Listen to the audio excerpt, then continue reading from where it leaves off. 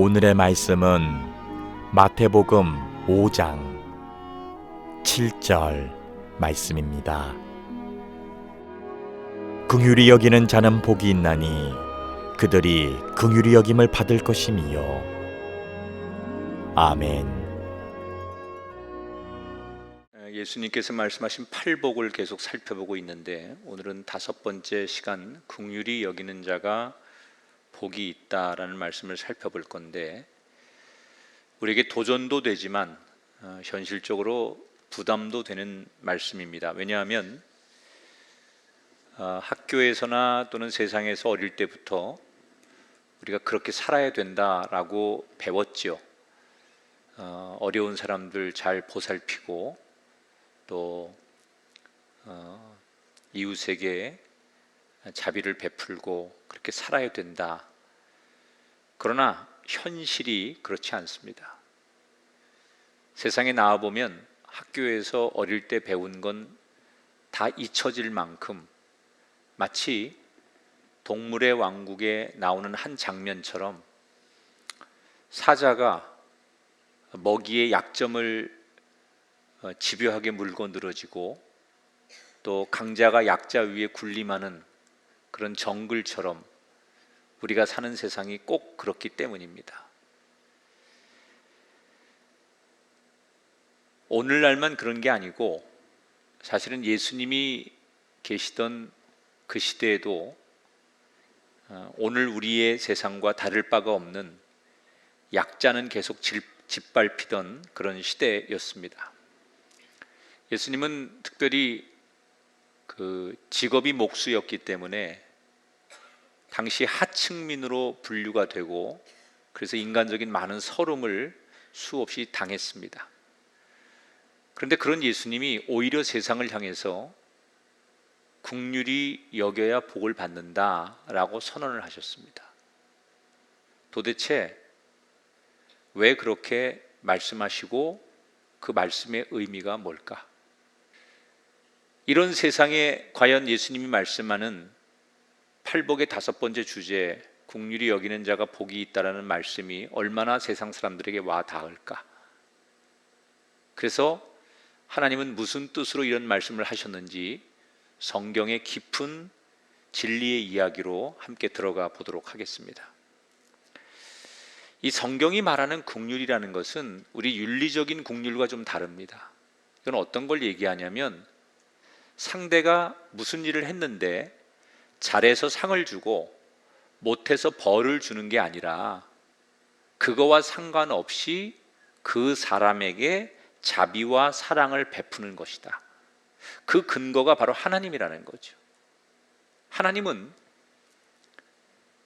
이스라엘 백성들이 날마다 죄를 짓고 범죄해도 매일 만나를 내려주셨어요. 심지어 그렇게 타락하는 죄 많은 인간들을 위해서 아들 예수 그리스도를 보내주셨어요. 예수님은 하나님의 마음을 이렇게 표현하셨습니다. 마태복음 5장 45절에 하나님이 그 해를 악인과 선인에게 비추시며 비를 의로운 자와 불의한 자에게 내려주셨다. 하나님이 그 사람이 뭘 꼭 잘해서 또는 못해서 그렇게 평가하는 게 아니라, 하나님은 바라보는 자체 모든 사람들의 긍휼한 마음을 가지고 사람들을 대하신다는 거예요. 그런 하나님 나라에 합당한 사람이 되려면 우리가 긍휼히 여기는 사람이 돼야 하는데, 우리가 인생을 살면서 긍휼히 여기며 사는 것이 쉽지 않은데 뭘 해야만 하나님이 원하시는 긍휼히 여기는 삶을 살 수 있을까? 예나 지금이나 우리 주변에 저 사람은 좀 도와줘야 될 사람이야 라고 생각되는 사람들이 많이 있습니다. 예수님 당시에도 어려운 사람들이 굉장히 많았어요. 고아로, 혼자 사는 사람으로, 장애를 가진 사람으로, 경제적 가난함으로, 또는 외국인으로, 신분이 아주 낮아서 핍박당하는 사람으로 어려운 사람들이 많았어요. 그런데 그러한 사람들을 바라보는 일반인들의 시선이 어땠느냐? 인과응보의 시선이에요. 저 사람이 저렇게 가난하고 병들고 어려움을 당한 건 저들의 조상 중에 누군가 하나님 앞에 잘못한 것이 있거나 아니면 저들의 인생이 벌받을 만한 일이 있었으니까 저들이 저렇게 사는 거야. 반면에 부유하게 사는 사람들은 우리 조상들이 율법도 잘 지키고 내가 복을 받을 만한 일을 했기 때문에 나는 이런 축복을 누리는 거야.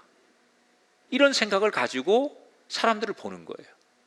그러니까 예수님 당시의 지도층들은, 좀 여유로운 사람들은 천민이나 평민들을 노골적으로 깔보게 되는 거죠.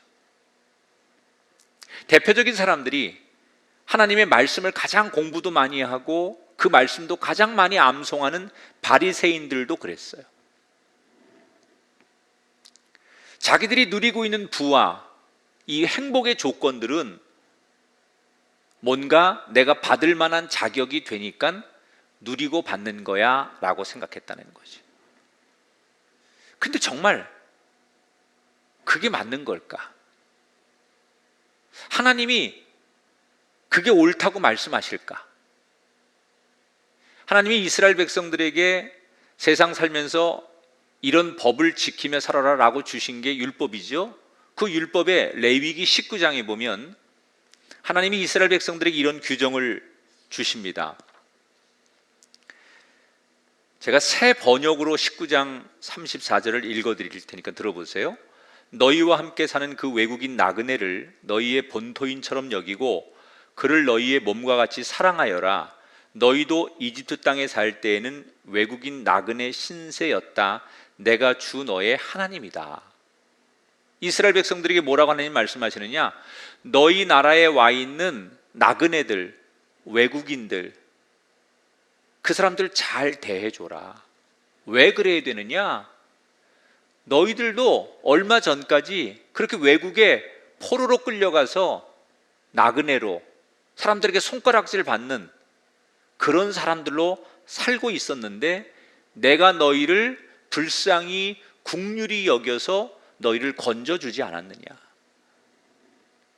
그걸 설명하시는 거예요. 근데 이 말을 문자적으로 하니까 점잖게 표현한 거고요. 그냥 허물없이 얘기하면 예수님이 질책하는 거죠. 너희들 착각하지 마라. 너희들이 지금 구원받고 그만큼 사는 것이 너희가 잘해서 당연히 얻은 복이라고 생각하지 말라는 거예요. 착각하지 말라는 거예요.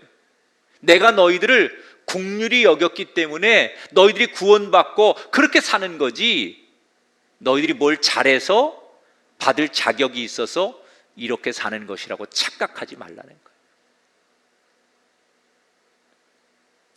이 말을 오늘 현대의 크리스찬들에게 전하면 대단히 부담스러워합니다.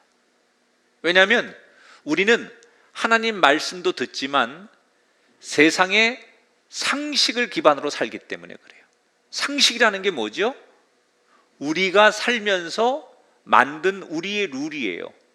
도덕의 기준 또는 우리가 가지고 있는 가치관의 기준으로 인간이 살아가는 여러 것들의 형태를 이렇게 인간끼리 정해놓은, 그래도 이 정도 선을 넘으면 안 돼 라고 만든 규칙이 상식이죠.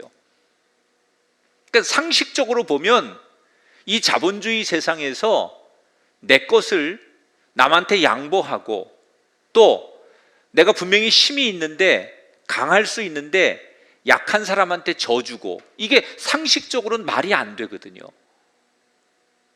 그런데 성경에 보면 이 상식을 넘어서 긍휼히 여기면 복을 받는다는 말씀에 철저히 순종해서 복을 받은 인물이 등장하는데 그게 누구냐? 사울 왕의 첫 번째 아들 요나단 왕자예요. 여러분, 요나단은 서열로 보나 자질로 보나 아버지 뒤를 이어서 왕이 될 만한 조건을 다 갖췄어요. 누구도 부인하지 않아요. 요나단이 사울의 뒤를 이어 왕이 될 거라고 사람들은 다 생각해요. 그런데 그렇게 탄탄대로를 걷던 요나단에게 어느 날 뜻하지 않은 라이벌 하나가 등장합니다. 그게 골리앗이라는 적 장수를 물리치고 단번에 전쟁의 영웅이 된 다윗이 나타나면서부터예요. 이 다윗이 요나단의 매형이 되잖아요. 그런데 이 다윗이 자기한테 자기의 앞길을 가로막을 만한 라이벌이 될 줄 몰랐던 거예요. 시간이 점점 지나면서 백성들이 뭐라고 노래하느냐, 자기 아버지 사울과 자기는 고작 천천세를 받는 동안 다윗은 사람들에게 만만세의 칭송을 받고 있는 거예요. 시간이 지나면 지날수록 요나단에게 이 다윗은 매우 위협적인 인물이었어요. 이걸 너무나 잘 알고 있었던 아버지 사울은 어떻게 하면 이 다윗을 죽일 수 있을까? 또는 아들 요나단과의 경쟁 관계에서 뒤떨어지게 할 수 있을까? 그래서 여러 가지를 하다가 마지막에는 사울이 직접 이 다윗을 죽이려고 해요. 그런데 그런 계획을 철저하게 무산시킨 장본인이 누구냐? 요나단입니다. 처음에 다윗이 왕궁에 왔을 때 어리숙했겠죠. 목동으로 살다가 어느 날 왕궁에 왔는데 뭘 알겠어요. 그때 이 왕궁 생활이 익숙해지도록 그를 불쌍히 여기며 옆에서 멘토가 되어준 인물이 요나단이에요. 아버지가 이 다윗을 죽일 계획을 세우고 이 다윗을 꼼짝없이 죽게 할 수 있는 상황이 됐을 때 그 모든 아버지 계획을 알아채고 다윗을 도망치도록 해주었던 인물이 요나단이에요. 정처 없이 외국으로 광야로 도망을 다닐 때 은신처를 제공하고 먹을 것을 가져다 주며 끝까지 이 다윗을 지켜줬던 사람이 요나단이에요.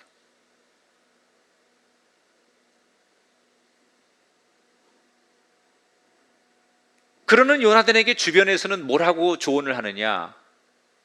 한낱 무슨 우정, 의리, 약속 이런 거에 신경 쓰지 말고 그 다윗을 멀리 하십시오. 당신이 왕이 되는데 다윗은 도움이 되지 않으니 그 다윗을 외면하라고 수없이 조언을 합니다. 요나단은 그게 무슨 뜻인지 알고 있었어요.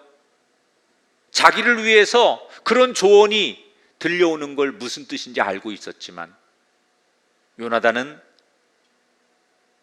끝까지 다윗을 도와줘요. 다윗을 도와주면 도와줄수록 자기가 점점 불리해지는 걸 알면서도 다윗을 도왔던 이유는 하나예요. 자신의 마음속에 다윗을 향한 국률함이 있었기 때문이에요. 그 어떻게 상식을 넘어서 내가 손해가 되는데도 이 국률함이라는 것 때문에 다윗을 도울 수 있었을까? 어떻게 그렇게 할 수 있었을까? 그 힌트가 사무엘상 23장 17절에 나오는데 요나단이 이르기를 두려워하지 말라. 너는 이스라엘 왕이 되고 나는 내 다음이 될 것을 내 아버지 사울도 안다 하니라. 이 구절 속에 네가 이스라엘 왕이 될 거야 라는 이 말에 힌트가 있는 거예요. 다시 말하면 요나단은 내가 당연히 왕이 될 거라고 생각하지 않아요. 모든 사람들은 아버지 왕의 장남인 요나단이 왕이 되고 그럴 만한 자질이 있으니까 왕이 되는 걸 상식으로 생각하는데 정작 요나단은 내가 아무리 세상적인 조건을 다 갖추고 월등한 조건을 갖췄을지라도 내가 누리는 이 지위나 내가 살아가는 모든 명예나 이런 것들은 하나님이 주셔야 되는 거지 내게 조건이 주어졌다고 내가 누리는 게 아니다. 그러니까 철저히 요나단은 아무리 내가 좋은 조건을 다 가졌어도 생사화복을 하나님이 주관하시는 거고 하나님에 의해서 만들어진다는 것을 알았기 때문에 그 고백을 하는 거예요. 내가 왕이 될 수 있는 조건을 갖췄지만 마지막에 그 결정은 하나님 손에 의해서 하는 것이다. 그래서 내가 당연히 왕이 될 거라고 생각하지 않아요. 오히려 하나님의 마음은 다윗 너에게 있다 라고 이야기를 하면서 그를 도와줘요. 그래서 이 요나단은 결국 많은 사람들이 우려하는 대로 비운의 왕자가 됩니다. 그는 왕이 되지 못해요. 누가 봐도 왕이 돼야 될 요나단이 다윗에게 왕의 자리를 빼앗긴 거예요. 그러면 상식적으로 보면 요나단은 분명히 비운의 왕자, 실패한 인생이 맞습니다. 그런데 정말 요나단은 실패한 인생일까요? 오늘 수천 년이 지난 지금 이 시대 사람들이 요나단이라는 인물을 성경을 통해 들으면서 무슨 생각을 합니까? 그는 망한 사람이라고 아무도 생각하지 않아요. 그때는 왕의 자리를 다윗에게 빼앗겼기 때문에 실패한 망한 인생이라고 평가했을지 모르지만 세월이 지나면서 오히려 시간이 가면서 요나단의 이름은 더 영원히 빛나는 이름, 우리가 우러러보고 존경하고 우리가 배울 수 있는 하늘의 별처럼 빛나는 이름으로 하나님께서 계속 요나단의 이름을 만들어 주셨어요. 여러분, 역사 속에 전쟁의 영웅이 얼마나 많았으며 그 시대 당대 영웅들이 얼마나 많았겠습니까? 그러나 그 시대 때 사람들에게 너무 유명한 이름이었지만 시간이 지나고 역사 속에서 잊혀지는 인물들 이름들이 얼마나 많습니까? 거기에 비하면 요나단은 그때는 상식적으로 실패한 것 같지만 그의 이름은 영원히 아름답게 빛나는 이름이 됐어요. 그 이유가 뭘까요? 국률함으로 다윗을 대했던 그의 삶을 하나님이 오늘 이 산상수훈의 팔복에서 5번째 주제인 국률이 여기는 자가 복이 있다라는 이 말씀대로 국률함으로 다윗을 대했던 요나단을 영원한 복의 주인공으로 만들어 주셨다는 거예요. 사랑하는 여러분, 우리는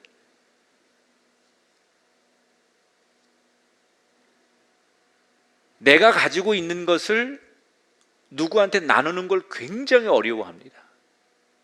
그게 꼭 물질만이 아니라 시간이 됐든 마음의 여유가 됐든 뭔가를 누군가에게 이렇게 준다는 거에 대해서 굉장히 어려워합니다. 그 어려운 이유가 뭐냐? 첫째는 우리 안에 국률이 사라진 거예요. 여러분, 국률이 있는 사람은요, 없는 가운데서 주게 돼 있어요. 마음이 국률한 사람들은요, 나도 힘든데 나보다 더 어렵고 더 딱한 상황을 만나면 기꺼이 자기의 거를 줘요. 그런데 아무리 많이 가지고 있어도 내 마음속에 국률함이 없는 사람은 남에게 뭔가를 주지 못해요. 그러니까 우리 안에 국률함이 다 사라져 버린 거죠. 두 번째, 우리가 나누지 못하는 이유는 내 거라고 생각하기 때문에 그래요. 이게 내 건데 남에게 주는 게 아까운 거예요. 이거 내 건데 주는 게 바보처럼 보이는 거예요. 그래서 못 나누는 거예요. 시간도 내 거고 건강도 내 거고 물질도, 이 모든 게 내 건데 내 거라고 생각하는 순간 누군가에게 나누는 것이 굉장히 어려워지는 거예요. 여러분, 내 거는 없습니다. 좀 냉정하게 생각해 보세요. 우리가 지금 누리고 있는 지위나 명예나 건강이나 행복이나 가정이나 자녀들, 내게 어디 있어요? 하나님의 뜻이 있어서 그대로 쓰라고 잠시 우리에게 맡겨진 것뿐이죠. 우리가 맡아서 뭘 해야 돼요? 국률이 여겨야 될 사람이 보이거든 그 사람을 도우라고 우리에게 그걸 맡겨주신 거예요. 여러분, 우리 주변에 하나님의 시선이 머무는 다윗과 같은 사람들이 지금도 얼마나 많습니까?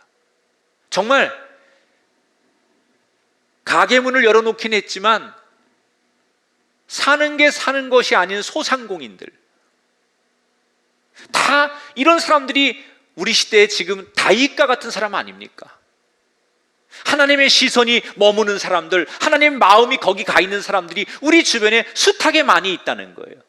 그 사람들에게 하나님의 시선이 가 있는 것처럼 우리도 그들에게 우리의 시선이 머물러야 된다는 거예요. 그때 여러분, 팔복의 5번째 주인공이 될 줄 믿습니다. 내 것은 없어요.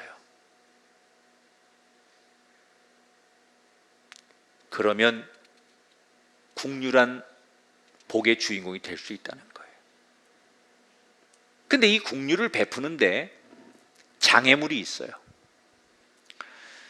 우리가 조금 전에 말씀드린 어떤 어려운 사람들을 내가 도와야 되겠다. 물론 쉬운 게 아니지만 그래도 그건 마음만 먹으면 할 수 있잖아요. 근데 마음을 먹어도 잘 안 되는 큰 국률을 베푸는데 가장 큰 장애물이 뭐냐면 나한테 잘못을 한 사람, 이 사람을 용서하고 국률을 베푸는 거, 이게 참 어려운 거예요. 차라리 우리가 모르는 사람들을 TV에서나 뭐 인터넷 사연을 보면서 저 가정 너무 딱하고 저 사람 너무 안 됐어, 그래서 그 사람을 모르지만 도와주고 싶은 마음이 생기는 걸 할 수 있잖아요. 근데 나와 연관이 있어요. 특히 이 사람 나한테 너무 잘못한 게 많은 사람이에요. 죄를 지었어요. 근데 이 사람 죄를 용서해 줘야만 국률함을 베풀 수 있는 사람, 이게 쉽지 않다는 거죠. 예수님께서 제자들에게 산상수훈에서 이 말씀을 가르쳐 주셨어요. 누가 너의 한쪽 뺨을 때리거든 맞은편도 때리도록 내어주어라.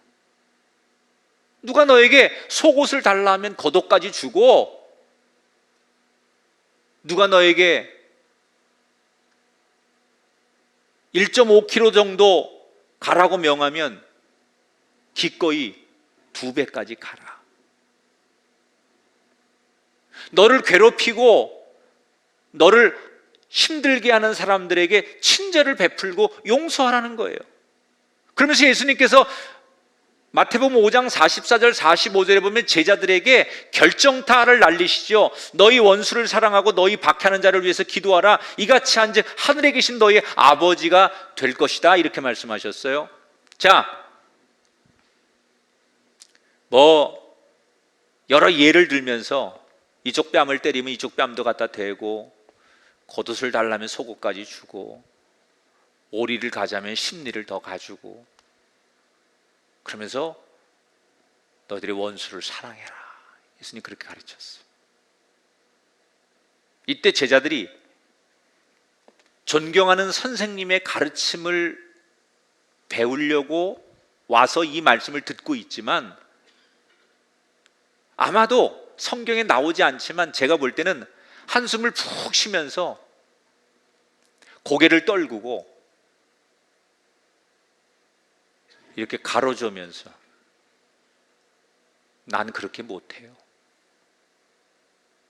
아무리 예수님이 존경하는 선생님이고 하나님의 축복을 우리에게 전하는 분일지라도 지금 예수님이 우리에게 말씀하시는 건 우리가 도무지 납득하고 이해하고 실천할 수 없는 거니까 못해요 라고 그들은 몸과 마음으로 저항했을 거예요. 왜 그럴 거라고 생각하느냐? 이 제자들은 평생 원수를 사랑해 본 적이 없는 사람들이에요. 무슨 근거로 그렇게 얘기를 하느냐? 이 팔레스타인 이 지역의 중동 지역의 사람들은요, 환경이, 사람이 살 수 있는 환경이 제한적이에요. 예를 들어서 물이 있는 곳이 없잖아요. 이 팔레스타인이라고 하는 데가 여러분 광야 사막 아닙니까? 그런데 사람이 살 수 있는 물이 있거나 집을 지을 수 있는 야자수 나무가 있거나 또는 농사를 지을 수 있는 땅이거나 아니면 가축들이 먹을 수 있는 풀을 얻을 수 있는 그런 환경이 제한적인 거예요. 그러니까 모든 게 제한적이에요. 그래서 어렵게 자기들이 살기 위해서 그런 곳을 찾아서 삶의 터전을 마련했는데 어느 원수가 와서 우리 걸 다 뺏었어요. 삶의 터전을. 그러면 어떻게 해야 돼요? 살아야 되니까 더 강하게 복수를 해야 되는 거예요. 이걸 뺏기면 이거 너 가져. 그리고 난 딴 데 가서 살지. 그리고 딴 데 가서 살 수 있는 환경이 아니에요. 중동이라는 지역은 이걸 뺏기면 갈 데가 없어요. 그러니까 어떻게 해요? 죽느니 싸워야 되는 거예요. 처절하게.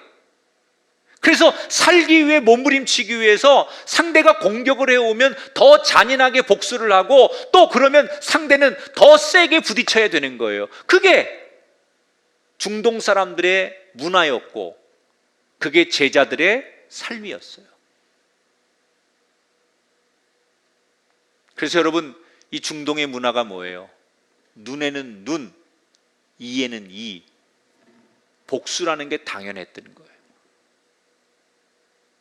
그런데 예수님께서 그런 일을 만나면 그런 원수를 용서하고 사랑하래요. 그래서 제자들이 이해가 안 되는 거예요.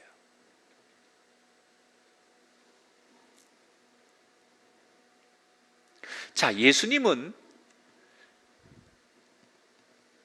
이런 당시의 문화, 정서를 모르셨을까요? 팔레스타인의 그런 오래된 관습이나 그들이 가지고 있는 정서를 예수님도 잘 아시죠? 거기 사람이시니까. 그런데 어떻게 그걸 알면서 예수님은 복수가 당연하고 처절하게 싸우는 문화가 당연한 그들에게 싸우지 말고 용서하고 베풀고 원수를 사랑하라고 말씀하실 수 있었을까? 알면서 어떻게 받아들일 수 없는 말씀을 제자들에게 그렇게 전하신 걸까? 여기에 예수님은 하나님이 전하고자 하는 진리를 담고 있었던 거예요.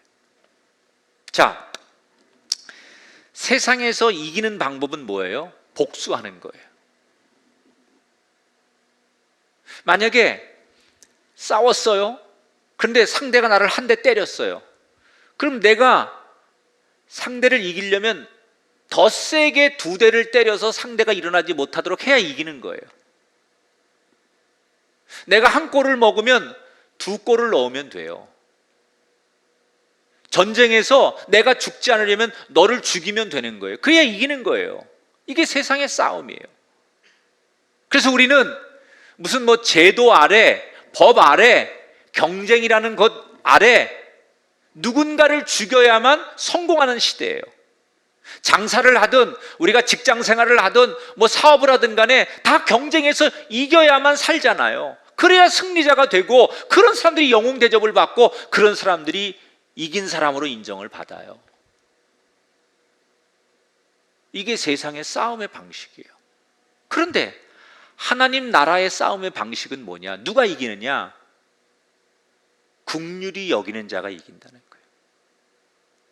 여러분, 복수하면 세상에선 이기지만 그 사람은 사람들에게는 이기는 사람의 당장 오늘은 이겨요. 그런데 그 영혼은 망가지는 거예요. 그리고 그 손은 죄를 짓는 거예요. 그런데 하나님이 말씀하신 긍휼히 여기는 자가 이기는 거다라는 말씀은 뭐예요? 긍휼히 여기면 내가 당장은 손해보잖아요. 내가 복수하지 않고 하나님 말씀대로 그를 불쌍히 여기고 그를 인정하고 용서하고 관용하면 내가 세상에선 지는 거예요. 상식적으로는 말이 안 돼요. 그런데 결국 그 사람의 영혼은 지기는 해도 자기 영혼은 지키는 거예요. 그리고 그 손은 범죄치 않는 거예요. 그럼 하나님 나라의 관점으로 보면 뭐가 이기는 거예요? 긍휼이 이기는 거예요. 세상에서 복수해서 이기는 건 잠시예요. 오늘 이겼다가 내일 누군가에게 똑같은 방식으로 질 수 있잖아요. 금년은 내가 잘 됐지만 내년에 같은 방식이라면 누군가에게 내가 질 수 있잖아요. 인생의 전반전은 잘 살았는데 중반전 노년이 돼가지고 누군가에게 똑같이 당하면서 내가 질 수 있잖아요. 영원한 게 없어요, 세상은. 아니, 내 때는 잘 살았는데 내 자손 때 누군가에게 지고 꼬꾸라지는 자손들이 될 수도 있잖아요. 세상에서는 이기는 게 영원한 게 없는 거예요. 그런데 긍휼히 여기면 그 사람은 하나님 나라에서 영원히 그의 이름을 빛나게 하는 승리자가 되는 거예요.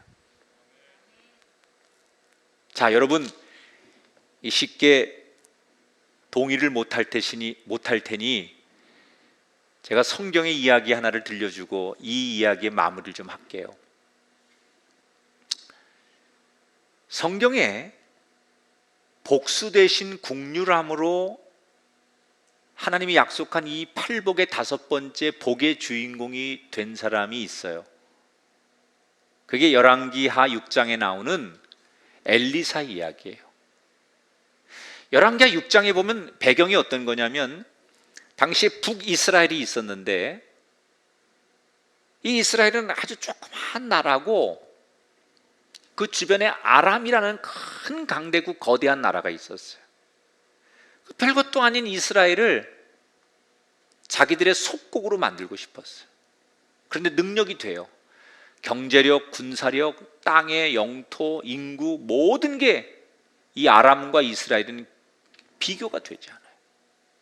마음만 먹으면 얼마든지 이스라엘을 자기 것으로 만들 수 있는 여건을 갖추고 있어요. 그런데 실제로는 그 조그만 이스라엘을 자기네 거로 못 만들어요. 번번이 실패해요. 왜? 이스라엘 땅에는 당시에 유명한 하나님의 종 엘리사가 살고 있었어요. 뒤늦게 아람의 사람들이 저 이스라엘 조그만 나라를 우리가 함부로 하지 못하는 이유는 그 엘리사라는 출중한 하나님의 종이 있기 때문에 그런 거다라는 걸 알고서 엘리사부터 어떻게 하자 해가지고 어느 날 군대를 엘리사의 집으로 보내는 거예요. 엘리사를 잡으려고. 그런데 이때 엘리사가 자기를 잡으러 온 아람 군인들의 눈을 기도해서 다 멀게 해가지고 그 군대를 사마리아로 유인을 해서 피 한 방울 흘리지 않고 그 아람 군대를 완전히 포로로 잡습니다. 여러분, 전쟁의 병법 중에 가장 훌륭한 병법이 피 흘리지 않고 싸워 이기는 거 아닙니까? 엘리사가 지금 그렇게 하는 거예요. 자, 끝났습니다. 이때 북이스라엘 왕이 주의 종 엘리사에게 묻습니다. 선지자시여, 이 잡은 포로들을 어떻게 할까요? 사실 이 질문의 의도는 형식적인 거예요. 왕은 이들을 다 죽이고 싶었어요. 그런데 일단 형식적으로 물어본 거예요. 그래서 뜻밖의 대답을 합니다. 엘리사가 뭐라고 얘기를 하느냐? 왕이시여, 이 적군의 군인들을 죽이지 마시고 최대한 환대해서 그들을 잘 대우하고 그냥 다 돌려보내 주십시오. 왕은 고민합니다. 그러나 엘리사가 워낙 출중한 리더십을 가졌기 때문에 결국 찜찜하지만 왕은 그냥 돌려보내주면 되치기를 당할 거 아닌가, 더 많은 군인들이 와가지고 우리를 괴롭히고 복수할 텐데, 이런 두려움을 가지고 왕은 엘리사의 말대로 그들을 환대해서 억지로 보냅니다. 그랬더니 어떻게 되는지 보세요. 열왕기하 6장 23절에 보면 이렇게 소개합니다. 왕이 위하여 음식을 많이 베풀고 그들이 먹고 마심에 놓아 보내니 이로부터 아람 군사의 부대가 다시는 이스라엘 땅에 들어오지 못했다 그랬어요. 그 이후로 그 강했던 아람 군대가 빈번하게 이스라엘을 넘나들던 그들이 다시는 침공하지 않았다는 거예요. 전력만 보면 얼마든지 쳐들어올 수 있습니다. 그런데 왜 아람이 침공을 못합니까? 엘리사가 두렵거나 군사력이 약해져서가 아니에요. 국률함의 은혜를 입었기 때문이에요. 그래서 다시 피 흘리지 않는 싸움이 전개되지 않고 멈추는 거예요. 여러분, 국률이 여기는 자가 복이 있다라는 말씀이 진리 아닙니까? 어리석은 것 같지만 국률을 베풀고 은혜를 베풀고 자비를 베푼 사람이 정말로 하나님께서 복을 주시고 이기게 하신다는 그 말씀이 진리의 말씀처럼 엘리사 이야기 속에서 우린 보고 있잖아요. 우리가 이 엘리사 같은 복을 받으려면, 영원한 복의 주인공이 되려면 싸움의 방식을 바꿔야 돼요. 복수하고, 네가 한 방 때리면 나는 두 방 때릴 거야. 네가 이렇게 하면 난 더 세게 말할 거야. 이 싸움은 영원히 이기지 못해요. 긍휼히 여기면 지는 것 같지만 이깁니다. 하나님께서 하늘에서 영원히 이기는 자도 되지만 이 땅에서도 마지막에 진정한 승자가 되도록 베풀어 주실 겁니다. 그래서 오늘 말씀을 통해서 여러분에게 꼭 이 말씀을 나누고 싶어요. 한번 저를 따라서 고백하십시다. 하나님이 나의 기준입니다. 우리가 긍휼을 베푸는 사람이 되려면 하나님이 기준이 되면 돼요. 하나님이 바라보는 시선에 나도 보면 돼요. 하나님이 바라보는 다윗과 같은 사람, 불쌍한 나그네, 연약한 사람, 소외당한 사람들을 하나님이 바라보고 있다면 그 하나님이 기준이 되어서 나도 그 사람 바라보면 돼요. 하나님의 마음이 가 있는 곳에 그 기준에 내 마음도 가 있으면 그게 긍휼이 사는 거예요.